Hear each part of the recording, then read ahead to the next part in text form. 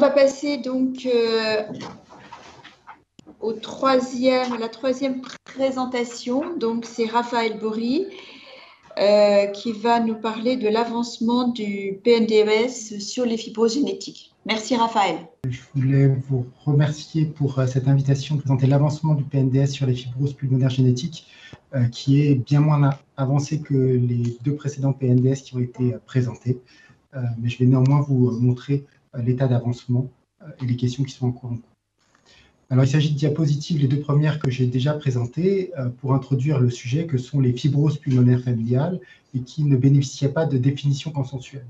Donc, une des premières raisons d'être de ce PNDS, c'est d'obtenir une définition consensuelle de ces fibroses pulmonaires familiales, dont on sait que la fréquence est variable, mais probablement aux alentours de 10% dans la fibrose pulmonaire idiopathique.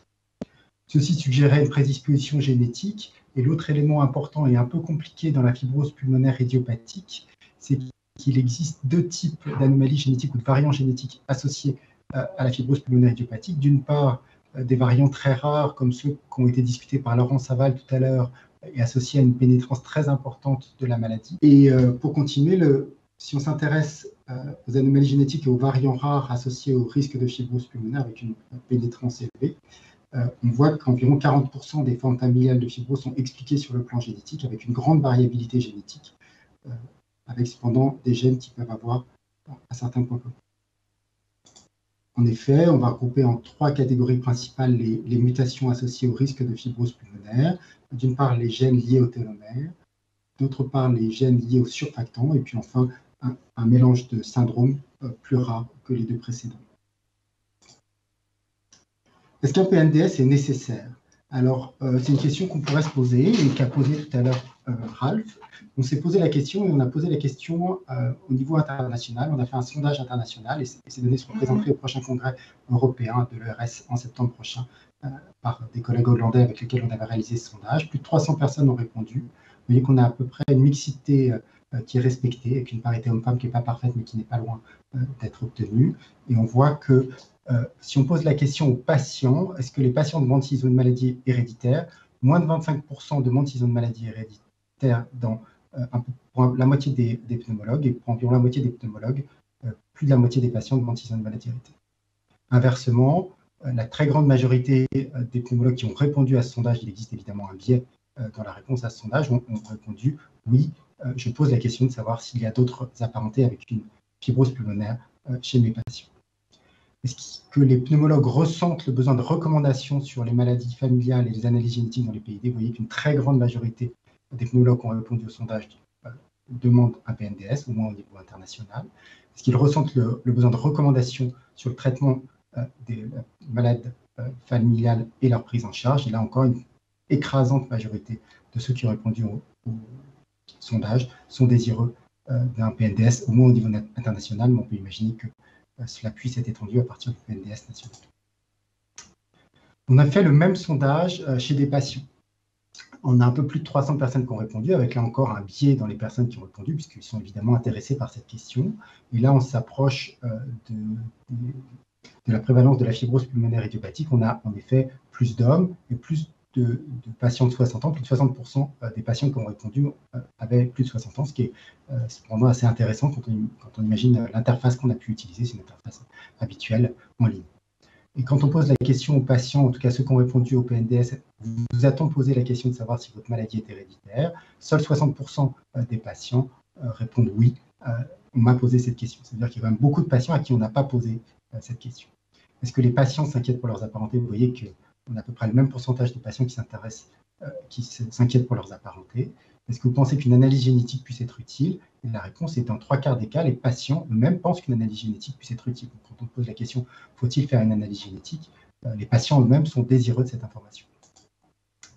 Et alors là, c'est petit, on ne voit pas forcément très bien quand on pose la question de pourquoi est-ce que vous pensez que cette analyse génétique puisse être utile? Ça permet de nécessiter de tester les apparentés. Vous voyez que près de 3/4 des patients pensent que grâce à cette analyse, on pourra tester les apparentés, évaluer le risque évolutif et expliquer la cause de la maladie. Le choix du traitement, l'évaluation avant transplantation ou les choix de vie sont un peu moins déterminants dans l'intérêt de l'analyse génétique, même si près de 50% des patients eux-mêmes disent souhaiter une analyse génétique pour pouvoir répondre à cette question. Il y a bien d'autres informations apportées par cette enquête qui sera développée prochainement. Donc un PNDS est nécessaire, et ce PNDS, malheureusement, je n'ai pas la même qualité de travail qui a déjà été réalisé dans la fibrose pulmonaire idiopathique ou dans les 2 PNDS qui ont été présentés, mais c'est un PNDS vraiment pluridisciplinaire, dirigé au sein de Respifil, avec Respira, avec Orphalung, et puis des interactions importantes avec d'autres spécialités, la génétique, les pathologies et l'hématologie. Il va falloir définir ce qu'est une fibrose pulmonaire familiale, puisqu'il n'existe pas de recommandation de ce qu'est une fibrose pulmonaire familiale, donc il y a une proposition, et on va voir si cette proposition est retenue par le groupe de rédacteurs. La proposition qui est proposée actuellement, c'est l'occurrence de 2 apparentés ou plus, évidemment s'il y a 4 apparentés, on est évidemment dans le cas d'une fibrose pulmonaire, du premier ou du 2e degré, qui présente une pneumopathie interstitielle fibrose. Là, la question est importante parce qu'on va exclure les pneumopathies organisées, les hémorragies intra-alvéolaires. Il va falloir qu'on se mette d'accord pour définir ce qu'est une fibrose pulmonaire familiale. Et on parle de génétique, on ne parle pas de transmission, donc c'est premier ou 2e degré au sens génétique. Donc là, tous les mots sont importants, il faudra qu'on soit tous d'accord pour les définir. On va revenir sur les indications de l'analyse génétique. Ce sont des indications que nous avons déjà discutées au sein de Respifil et sur lesquelles nous allons retravailler et vérifier que nous sommes toujours d'accord sur les indications d'analyse génétique. Les indications seront donc celles-ci, celles que nous avions déjà proposées au sein du réseau. Une PID idiopathique ou non, donc on n'exclut pas les PID secondaires, avec au moins des éléments suivants. Une fibrose pulmonaire familiale qui a été définie juste avant, une fibrose pulmonaire cryptogénique avant l'âge de 50 ans, qui est suffisamment rare pour suggérer une analyse, une cause génétique. Et puis des syndromes rares, en particulier téloméropathie, mais d'autres syndromes rares peuvent être discutés au cas par cas, avec en particulier, quand on suspecte une mutation d'un gène lié au télomère, une maladie hématologique qu'il va falloir définir aussi, qui ne sera probablement pas un myélome ou un lymphome, mais qui pourrait être une insuffisance médulaire, une thrombopénie, une myélodysplasie ou une leucémie. Des maladies cutanées, la canicie précoce, qu'il va falloir qu'on définisse aussi avec nos collègues dermatologues, ou des hyperpigmentations cutanées. Des maladies hépatiques, puisque ces manifestations sont particulièrement fréquentes chez les patients présentant des mutations des gènes liés au télomère, jusqu'à où définirons-on une manifestation hépatique, une cirrhose, une hypertension portale, un carcinome hépatocellulaire, et puis d'autres manifestations plus rares qui pourront probablement porter et justifier l'intérêt d'une analyse génétique comme une ostéoporose ou un déficit immunitaire. Quelles analyses génétiques va-t-on proposer? Les analyses génétiques se modifient extrêmement rapidement. Aujourd'hui, les analyses qui sont proposées dans plusieurs laboratoires de génétique, en particulier celui du professeur Kenan Visser, mais aussi celui de Marie Legendre à Trousseau, sont des analyses dites en panel, qui vont intégrer de très nombreux gènes. Donc, je ne vais pas évidemment lister tous les gènes qui sont présents dans les puces réalisées dans ces laboratoires de génétique, mais évidemment, les gènes liés au télomère sont les plus importants. Et compte tenu de son importance, le polymorphisme en promoteur de MUC5B est en général associé. On s'intéressera aussi aux gènes liés aux surfactants, et en particulier SFTPA1 et A2 chez l'adulte. D'autres gènes sont probablement d'intérêt, en particulier dans des phénotypes très spécifiques que sont les PID familiales associés à des cancers, et chez les enfants ou les jeunes adultes. Et puis enfin, on pourra faire des études ciblées sur des syndromes très particuliers, évoquant une interféronopathie en cherchant par exemple des mutations de TMEM 160. Et puis, la bonne nouvelle dont on a discuté en introduction de cette journée, c'est qu'on va avoir accès à la plateforme France Génomique, et que cette plateforme France Génomique nous permettra de faire des analyses de génome pour les patients pour lesquels aucune anomalie n'a été mise en évidence. Est-ce qu'on doit compléter par des analyses fonctionnelles? Donc là encore, il va falloir qu'on se mette d'accord sur les analyses fonctionnelles qu'on peut demander à nos patients et qu'on doit demander à nos patients. La longueur des télomères est un marqueur très intéressant dans les pneumopathies interstitielles diffuses, avec malheureusement des contraintes techniques importantes qui limitent leur utilisation chez nos patients. Elle pourrait avoir un impact important dans le pronostic des patients, mais probablement aussi avant transplantation pulmonaire. Et puis enfin, ça pourrait nous aider à définir le caractère pathogène de certains variants mis en évidence. Ce qui est retenu aujourd'hui, c'est de pouvoir proposer une analyse de longueur des télomères par FlowFish sur les mêmes indications de l'analyse génétique, mais avant 65 ans, puisqu'il n'existe pas de contrôle après 65 ans. Mais là encore, il va falloir qu'on discute. Et puis d'essayer de trouver des techniques alternatives qui permettraient de pouvoir réaliser cette technique et cette mesure de manière en routine pour plus de patients. vous avez probablement ou peut-être vu un résultat d'analyse de variants somatiques associés à l'analyse de variants germinaux sur les analyses génétiques qui sont réalisées. Il s'agit probablement de la prochaine grande analyse à apporter dans l'analyse génétique chez nos patients. Il est probable que de nombreux variants somatiques soient associés aux variants germinaux chez nos patients. Il est probable que dans les années qui viennent, nous associons des anomalies somatiques aux anomalies germinales, un petit peu comme aujourd'hui, quand on a un résultat de cancer du poumon, on exige d'avoir des résultats des mutations somatiques mises en évidence. Aujourd'hui, il y a une analyse qui est réalisée spécifiquement sur le promoteur de TERT, qui est une analyse de recherche, mais qui est rendue sur les comptes rendus et qui aide actuellement dans l'interprétation des variants dans leur caractère pathogène, mais il est probable qu'on intégrera dans l'analyse fonctionnelle d'autres analyses génétiques somatiques. Et puis, en fonction du gène d'intérêt, si c'est par exemple surfactant, si c'est STING qu'on a nommé tout à l'heure, on peut rechercher des analyses fonctionnelles très particulières comme la signature interpellante. Au Mars, on parlera Alice tout à l'heure. Pour les patients, on rappelle que le résultat doit être rendu par le médecin prescripteur. On souhaite que, en particulier pour les analyses retrouvant un variant pathogène, tous les patients soient discutés en RCP-PD d'origine génétique, qui permettra de répondre à un certain nombre de questions. Et puis, en fonction des mutants, des gènes mis en évidence, on propose qu'un phénotypage spécifique hématologique et hépatique, par exemple pour les gènes iotélomères, soit proposé. Il n'y a pas de contre-indication aux antifibrosants par l'analyse génétique réalisée et qui peuvent donc être prescrits selon leur AME. Et puis, au cas par cas, on peut discuter de traitements spécifiques. Pour les apparentés, on peut définir le risque de développer une maladie en fonction du risque de transmission et du degré de parenté. Et les apparentés ont le droit d'obtenir une analyse génétique s'ils sont majeurs, et pour les mineurs uniquement s'il y a un bénéfice direct. On peut proposer un diagnostic prénatal uniquement dans les CPDPN, mais on peut au moins avoir un avis consultatif. On ne réalise pas d'analyse génétique en absence de mutation identifiée chez le Carintex. Et puis, on se méfiera beaucoup du phénomène d'anticipation pour les gènes liés au télomère qui nécessite et qui requiert un conseil génétique très particulier et un peu difficile. On va proposer un diagramme de suivi pour les apparentés, puisqu'il existe un risque de développer une fibrose pulmonaire, et en particulier l'indication du scanner thoracique devra être validée par l'ensemble des rédacteurs du PNDS. Il y a une proposition qui est réalisée, mais qui requiert que nous obtenions l'avis de chacun des rédacteurs de réaliser un scanner thoracique après 40 ans ou en cas de symptômes respiratoires.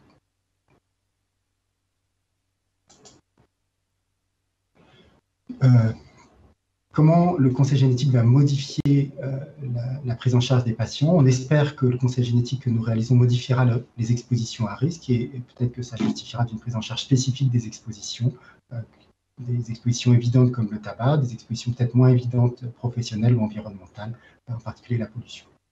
Et puis, là encore, on le disait tout à l'heure, le conseil génétique doit être réalisé dans le cadre d'une consultation spéciale.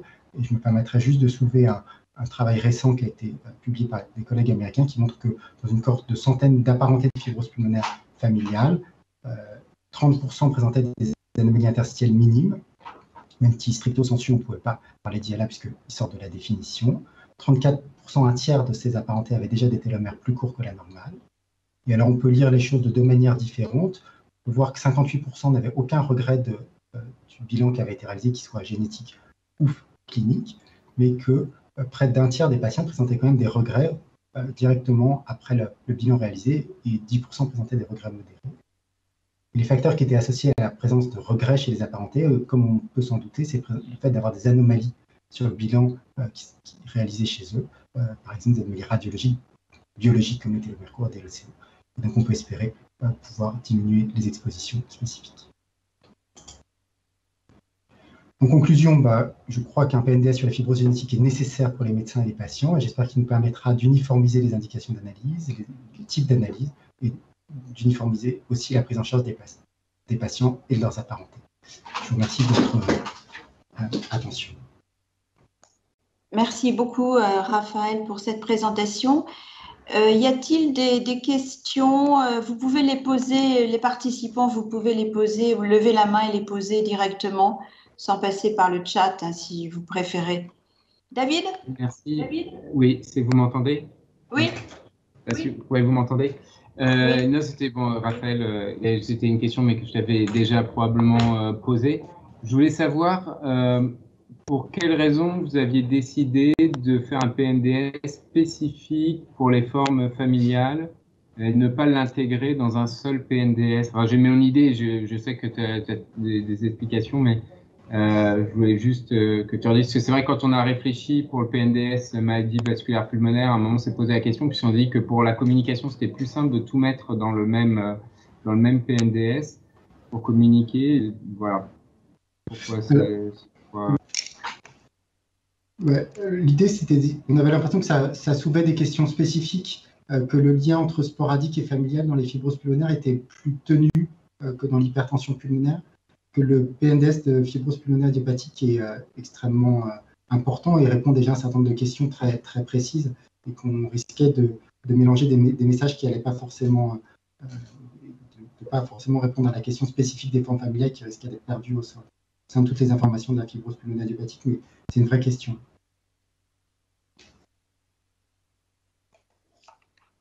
Je ne sais pas si Vincent voulait commenter aussi.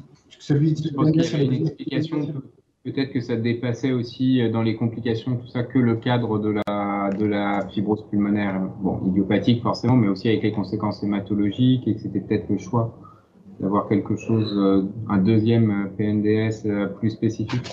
Et je pense que pour l'hypertension pulmonaire, on pourrait se poser un peu la même chose, parce qu'avec les gènes de développement qu'on a maintenant identifiés, peut-être que les messages, ça permet d'aller un peu plus en profondeur, effectivement, sur les messages et sur les phénotypes et quoi faire, le suivi, tout ça. On a été beaucoup plus court en l'intégrant dans les maladies vasculaires pulmonaires. Je crois que les différents formats sont possibles. Là, ça permettra au PNDS sur les fibroses génétiques d'être renouvelé tous les ans ou tous les 2 ans, n'est-ce pas, à la vitesse où avance la génétique. Ce qui permettra au reste de la fibrose pulmonaire d'avancer. Bon, donc, blague à part, c'est vrai que ça dépasse la fibrose pulmonaire idiopathique, mais je crois que c'était surtout un souhait du porteur de ce PNDS de pouvoir faire un beau document vraiment bien complet dédié à cette question qui sera utile à tous. Moi, juste un commentaire. Je crois qu'il faudra faire attention à la faisabilité de ce qui est proposé dans ce PNDS. Je sais que ça va être beaucoup discuté et revu, mais voilà, j'ai entendu des choses sur la longueur des télomères, sur discuter chaque dossier en PID génétique, enfin en RCP de PID génétique, etc. Il faut faire très attention parce que quand on écrit des choses dans les PNDS, ça devient quand même une recommandation plus ou moins forte. Et il ne faut pas mettre nos collègues en difficulté. Il faut qu'on y veille en proposant des choses qui sont difficilement applicables par chacun, même de très très bonne volonté, et prenant la peine de se documenter avec le PNDS. Il faudra qu'on veille à ça. Non, je rejoins tout à fait ces propositions. Mais c'est vrai que le PNDS, il a aussi la qualité de formater, de formaliser la prise en charge de ces patients. Et c'est vrai que du coup, quand il y a un variant pathogène qui est mis en évidence, moi, mes patients, je les présente. Finalement, j'ai trouvé aussi mon intérêt personnel de présenter mes patients avec des mutations, dit vulgairement. Et c'est assez confortable, en fait, y compris pour les patients, d'avoir ce document. Très bien, merci. Ralph, tu as une question? Et puis ensuite, Nadia. Moi, j'avais juste, oui, j'avais la même remarque que Vincent de faire attention parce que les PNDS, c'est une recommandation. Et il faudra vraiment souligner ce point. Et l'autre chose, c'est aussi l'interaction qu'il peut y avoir avec les différents autres examens, notamment l'imagerie. Parce que pour pas rester, j'ai remarqué en fait que du coup on a tendance à rester alors nous les pédiatres on est très forts pour ça, mais dans la génétique pure et en oubliant les autres examens, les autres descriptions. Et je pense qu'il y a un travail à faire par rapport à ça et l'interaction en fait de ce qu'on peut voir en imagerie, des allers-retours avec la génétique dans ce contexte. Oui, tout à fait. Nadia? Oui, je voulais revenir sur la remarque de David que je comprends très bien. Et à la fois ce PNDS de fibrose familiale, et c'est un formidable lien adulte-enfant qu'on ne trouverait pas forcément dans un PNDS de fibrose de l'adulte. Et on a des PNDS pédiatriques, il y a des PNDS adultes, et celui-ci, je pense, est très transversal et on a besoin de ces réflexions qui sont peut-être pas des recommandations dans l'état actuel, mais qui évolueront peut-être petit à petit vers des recommandations. En tout cas, il y a un véritable besoin. Je suis persuadé. Juste ma remarque, c'était un peu ça, c'est-à-dire que c'est vrai que le PNDS, ça devient vite des recommandations applicables. Et c'est vrai que c'est pas partout faisable de la même manière, avec la même facilité, avec les mêmes moyens, avec les mêmes choses, même pour du dépistage, par exemple. On s'est posé la question pour le dépistage des maladies vasculaires pulmonaires, on a travaillé dessus, chez les malades qui sont porteurs de mutations, mais c'est pas des recommandations actuellement de dire qu'il faut dépister. Enfin, ça repose sur des données très légères dans la littérature. J'imagine, enfin, je sais que c'est la même chose pour ces malades qui ont une susceptibilité génétique au PID. Donc c'est vrai que c'est pas facile de trouver le juste milieu entre un travail de réflexion et de proposition et un PNDS. Oui, et de ne pas dépasser la recherche et d'être capable de s'appliquer aux soins courants. J'ai retenu les remarques. J'aurais une dernière réflexion, Raphaël, c'est sur l'avant-dernière diapositive concernant les regrets. Comment vous pensez évoluer avec les informations que vous avez recueillies et donc comment vous allez travailler cette partie très importante? J'avoue qu'on n'a pas beaucoup avancé. On a interagi avec Vincent la semaine dernière sur la qualité de vie des apparentés. Je crois que la réflexion, elle est encore en cours.